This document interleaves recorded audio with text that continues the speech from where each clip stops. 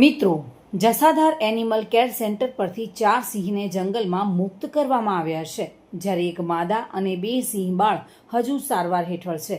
તેવી જ રીતે જામવાળા એનિમલ કેર સેન્ટર પરથી પણ 7 જેટલા સિંહને જંગલમાં છોડી દેવામાં આવ્યા છે, જ્યારે 2 નર અને 1 સિંહ બાળ સારવાર હેઠળ છે. આમ કુલ 11 સિંહને મુક્ત કરવામાં આવ્યા છે. ઉલ્લેખનીય છે કે ગીર પશ્ચિમ રેન્જની બાબરિયા અને પૂર્વની જસાધાર રેન્જમાં છેલ્લા 15 દિવસથી સિંહોમાં બેબેસિયા અને સીવીડી વાયરસની આશંકા વચ્ચે રોગચાળો ફાટી નીકળ્યો હતો. આ રોગચાળાના કારણે અંદાજે 12 સિંહના મોત થયા હતા. આ ઘટનાની ગંભીરતા દિલ્હી સુધી પહોંચી હતી અને રાજ્યના વન મંત્રીએ પણ જામવાળા અને જસાધાર એનિમલ કેર સેન્ટરની મુલાકાત લીધી હતી.